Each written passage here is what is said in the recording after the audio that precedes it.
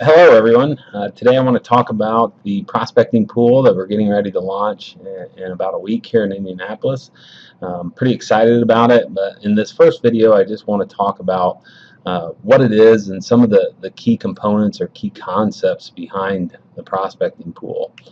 The prospecting pool is just going to be a database of leads that all of our agents will have access to.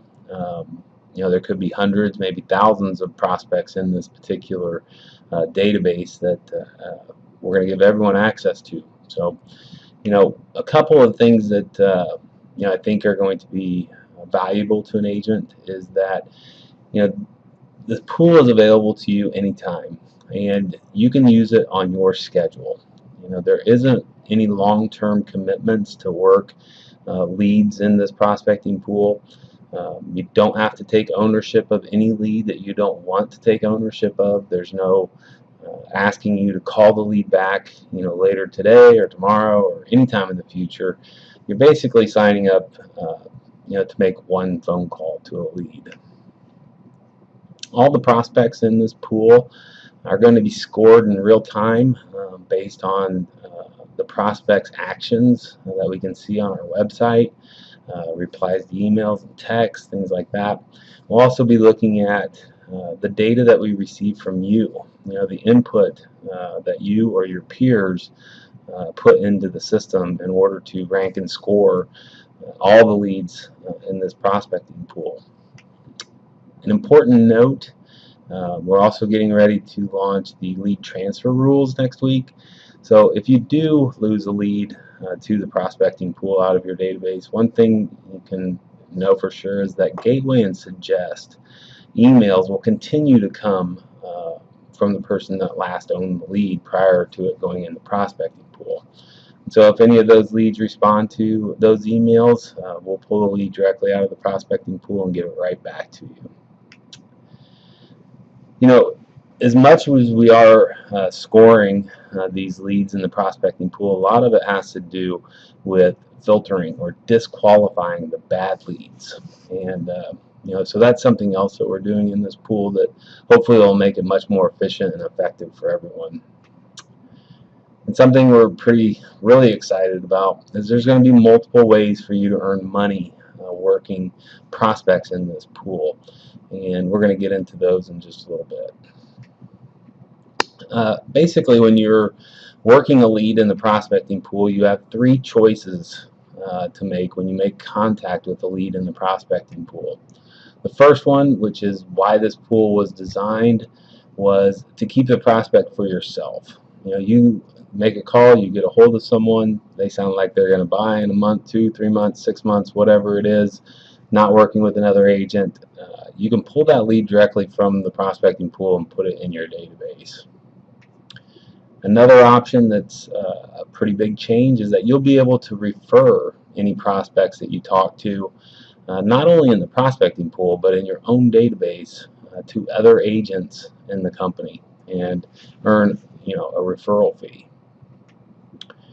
The third option would be, you make contact with the lead in the prospecting pool.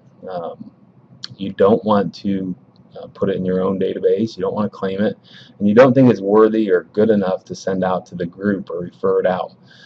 Give us a couple clicks of a button, tell us what happened on that call in a couple clicks, and move on. Like I said, no long-term commitment for anything with these leads in the prospecting pool. The only thing you're committing to is basically to make one call at that specific moment in time.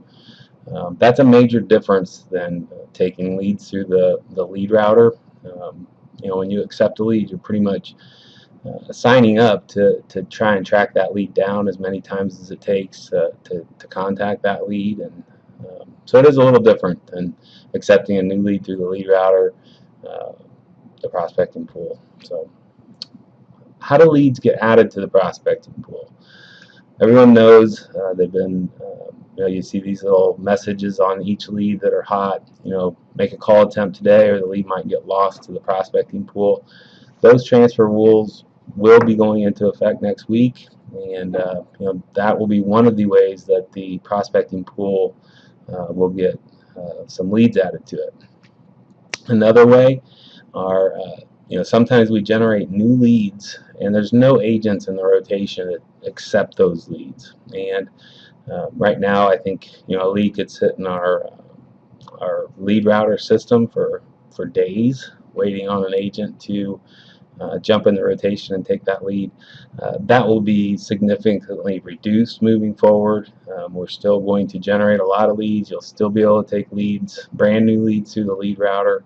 But the ones that are sitting there getting stale, we want to move them into the prospecting pool, and hopefully we can get an agent to give them a call.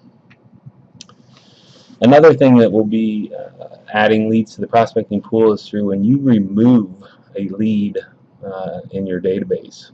You change the status to removed, working with an agent, already purchased, whatever. All of those leads, they used to go into what we call the lead pool or to your broker's database.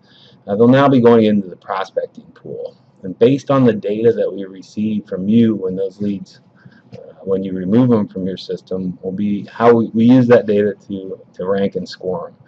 Most of those leads will never even show up as an option to call in the prospecting pool. You will see, you see the little red arrows there. We added a couple remove statuses in this rollout. One is I'm done trying.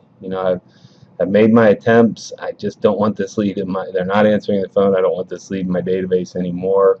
So there'll be a button for that. Maybe they became non-responsive. You contacted them in the past. Now they won't return your calls or emails. So a couple new remove statuses.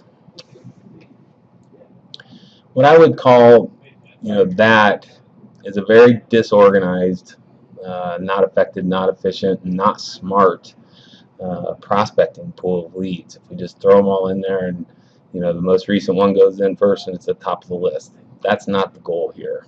The goal is to turn this disorganized prospecting pool into an optimized prospecting pool. So we'll constantly be scoring every lead in that pool, looking at your actions with those leads, and updating the score and rank so that we can organize that into a nice list. Basically here's the best lead in the whole list, all the way down to the worst lead in the whole list.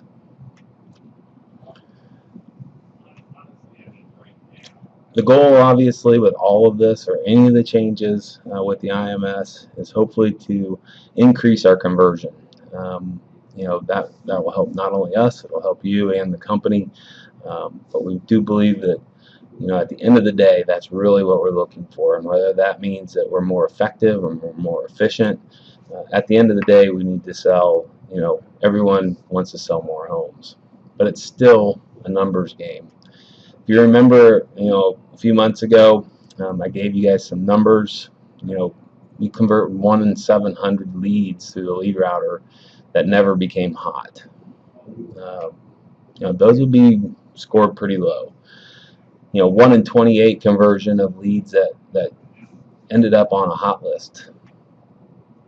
1 in 18 was our conversion of leads when they were on the hot list and we actually made contact. What's the conversion going to be with this prospecting pool? We don't know. But what I will say is that I believe that the prospecting pool, the way we're going to score and rank these leads is kind of like a hot list, but on steroids. We're using a lot more user input. So taking into things like recentness of your last phone call, things like that in the scoring variables. So hopefully, we can get better than 1 in 18. How do prospects get ranked and ordered and optimized in this pool? Some of the things we're going to be looking at is, were they a previously contacted lead? The recentness of of the last contact attempt. The highest hot scoring leads, a solid price point for your market. Are they on the website right now or in the last hour, 2 hours, 24 hours? We'll be disqualifying leads based on things you tell us, why you removed it from your database. Maybe we've tried that lead 6, 7, or 8 or 9 times and they never answer the phone. those are going to receive very low scores, so they probably won't ever end up as a lead that you might call through the prospecting pool. And then obviously people with bad phone numbers, or people we just can't make, they're not contactable, those will never show up in the prospecting pool. A little more insight on some of this, on how we're scoring these and the theory behind it. A previously contacted lead, these are leads that they've answered their phone, you've spoken to, or they replied to an email or a suggest or a text message. They're real people. We know they're alive, they have a heartbeat, and at some point they were interested in real estate. So, that's a major scoring variable. Another one is the recentness of the last contact. We've heard story after story of people that, you make that first attempt to a lead, they don't answer their phone, you call them back in 5 or 10 minutes, and all of a sudden they answer their phone. So that's proven to work, and that is built into this system also.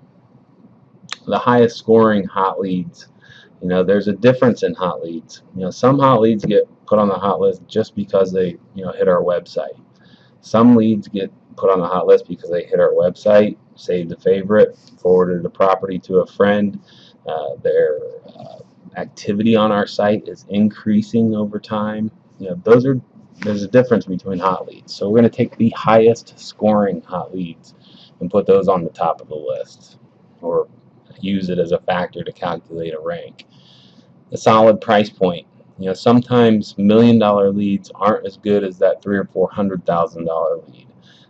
Maybe a $70,000 lead obviously isn't as good as a $200,000, $300,000, or $400,000. We're going to be using price point in this scoring mechanism to hopefully get the best, most likely converted leads up at the top.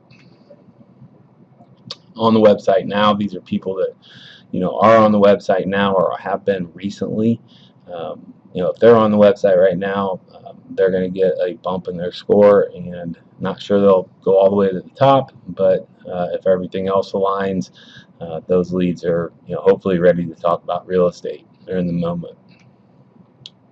And we talked about the intentionally removed. If you remove a lead from your database and it ends up in the prospecting pool, we're going to use that as a filter to bury those leads in the prospecting pool and probably not ever show them to agents unless they, a period of time elapses. So, that's something else we'll be looking at. People that you've tried 6 or 7 times, we're gonna take all of that into consideration and not put any of those leads at the top of this prospecting pool. If they haven't answered their phone on the 6th, 7th, 8th time, they probably won't answer it on the 9th or 10th. So those are some of the variables, from a recentness of a contact attempt that we're going to be using. And then obviously leads that just simply aren't contactable, those will get filtered all the way to the bottom with negative scores and never show up in the list. Not qualified prospects, people that have already purchased, working with another agent, looking for rentals. Once again, those people are going to have negative scores and never being, popping up on the top of these lists where we're putting them in front of agents and asking them to call. So how do you access the prospect pool? This is the new home screen. As in the bottom, you'll see a bunch of new buttons. We're going to go through all of these, and some in this video and most in video 2 and 3. So, but first of all, there's a button down here called Start Prospecting. And when you hit that button, the first thing you're going to see is a screen pop up that looks like this. And this is an important key concept. We're asking that you do not leave voicemails for any leads that you call in the prospecting pool. And the reason for that is every call made through the prospecting pool will show the same caller ID to the prospect on the prospect's end. So no matter if I'm prospecting a lead, and then tomorrow Alec prospects the same lead, that caller ID is going to reflect the same number. There's a lot of strategy involved in that. We'll be switching up and changing those numbers. They'll all be local to your market, but we are only using one phone number for a caller ID for no matter who makes the call. And we'll talk more about that as we get through this. So once again, please don't leave any voicemails. The one question that I've heard that I know is going to come up is, what if somebody calls that number back? You didn't get a hold of them when you made the call, but they saw it on their caller ID and they decided to call it back. Well, what we're going to do is send that through basically our call routing process, and how it'll be, who will get that opportunity will be the last agent that owned the lead prior to it going into the prospecting pool, plus the last 4 agents that made an attempt on that lead while it was in the prospecting pool. So if your phone rings with that call center number that we've given out in the past, it's a lead, and it may be a lead that you've attempted to call, or you called it was lost out of your database and in the prospecting pool. In any regard, if you answer your phone, you're going to be assigned that particular lead. It'll get pulled directly out of the prospecting pool and put into your database. So back to, you start prospecting, you agree to not leave voicemails. What you're going to see next is a screen that looks like this. And I'm going to talk about the thing that's probably got your attention the most. We are going to actually pay you to click these call buttons for these leads. These are kind of low amounts. I think, I'm not sure what the amounts will be. It'll be different for every lead depending on how much we need it to be called at that specific moment. But you'll be able to build up money over time and cash it out down the road. So even if you click the call button and you get a bad phone number, we're going to give you 12 cents just because you clicked the call button and told us it was a bad phone number. So hopefully you can build that up over time. You also notice that there's 3 prospects on this screen. You can pick which one you want to call. The first prospect is the best lead in the prospecting pool at that time. It's the highest ranking lead we have. You'll also have an option to pick the best lead in the prospecting pool that matches your specific area preferences. And then you also get an option to call a lead that maybe you lost out of your IMS account to the prospecting pool at some point. So you basically pick one of those leads and hit the call button. We are going to display these 3 options, or these 3 leads, for 30 seconds. You'll see a little timer up here. And when that gets down to 0, you'll just need to, there's going to be a button that appears and you'll just have to refresh the screen. But we're going to, after 30 seconds, these leads will be available for someone else to call. Let's say that I decide to call Carrie. If I click that call button, it basically, what happens is it works exactly like you were clicking the call button in the IMS. So I click the call button, and this is the next screen that I see. Basically, right now my phone would be ringing, I'd answer it, and then we'd be placing a call to Carrie. As you can see, there's 3 options here. There's either you didn't reach Carrie, maybe she got her voicemail, or she never answered, or whatever, but you didn't have a conversation, or you realized it was a wrong number. Carrie answered and said it's a wrong, or somebody answered and told you it's a wrong number, or you could tell that from just calling it. And the third option is you actually had a conversation with Carrie. Carrie answered the phone and you talked to Carrie. If you click had a conversation, what happens is a few more options pop open. You can click a button that she's just looking. That's what we hear all the time. Or Carrie's dead. Basically, Carrie told you that maybe she's working with an agent, or she has no interest in working with you as an agent, or she's just looking for the last 10 years, or she's looking for a rental, or she just filed bankruptcy, but basically Carrie's dead. A couple more options. These are the best ones. Let's say you talk to Carrie and you want to work with Carrie. That button right there, it says good lead, I want to keep it. That's an option. You can pull it out of the prospecting pool and put it into your database and keep working Carrie. That's kind of what it's all about. And right below I want to keep it, you can refer, I'm sorry, I went ahead here. It's a good lead, but you want to refer it out to the agents in our company. Maybe Carrie is looking in an area that I don't really work, or I live on the south side, or I live in Greenwood and Carrie's looking in Carmel. I wanted to earn that 12 cents. I wanted to qualify Carrie, and I wanted to receive, if Carrie is a viable prospect, I want to be able to refer her out to a person that specializes in Carmel and get a referral fee for my efforts. So that's also an option for you. And then here's the last one, transfer lead to an agent. Let's say I call Carrie, and Carrie gets on the phone and says, yeah, I've been working with Steve at your company for the last few years or last few months. He's been great. Why are you calling me? Basically what you want to do is you want to get that lead. You want to get Carrie back in the hands of Steve. And this is just being a good team member. So you have the option of just simply transferring Carrie to a different agent. We'll go through each of those in more detail as we get through these next 3 videos.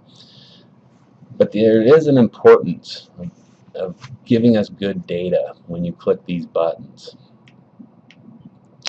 So the first 3 options, no conversation, you did have a conversation, or it was a wrong number. When you click those buttons, there's going to be more options. If you click I had a conversation and then you click just looking, maybe we ask you, well, tell us how long, what do you think, are they 12 months out, are they inside of 12 months, or you have no clue. Click a button and give us some feedback about that conversation. Maybe Carrie was, like I said, dead. We're going to ask you why. You don't have to write out an explanation, just pick the reason why you think that no one else should be calling her in the future. She's a realtor, or she's looking for a rental, or she filed bankruptcy. But we need you to enter in just a couple clicks of a button to give us this feedback so that we can rescore that lead and put it in an area of the prospecting pool where nobody else is going to waste their time on it. So hopefully we can count on you guys to do that. But like I said, we'll get into more details of exactly how this works as we get through these videos. Now, if you remember that screen where we said, okay, we're going to pay you a dime or a nickel or a quarter or whatever to call this particular lead, that accumulates. That money accumulates over time every time you click the call button in the prospecting pool. And we've developed what's called a prospecting bank. And this will be you'll always, anytime you log into the IMS, you'll see how much money you've earned by working prospects in the prospecting pool. It's not a lot of money initially. Maybe some people think it could be lunch money. Maybe it's a gas money if you work it overtime. I think that we have some agents in this making a couple thousand calls, 1,500 calls a month. That may equal a car payment. If you want to save it up all year, maybe for a Caribbean cruise, or if you're going to hike to Mount Everest, you can keep accumulating that money every time you work leads in the prospecting pool. If you click that link, the prospecting, the blue words there, there'll be a reconciliation page where you can actually see all the calls that you made, the results of those calls, and what you earned for making that particular call. Your total that you've got unpaid. You can request a payment anytime you have more than $25 in your bank. We don't want to be writing checks for $2 or $3 here and there, but once you get over 25, we can cut you a check.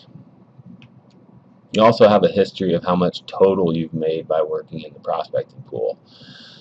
Those are some of the key concepts that I wanted to talk about of the prospecting pool.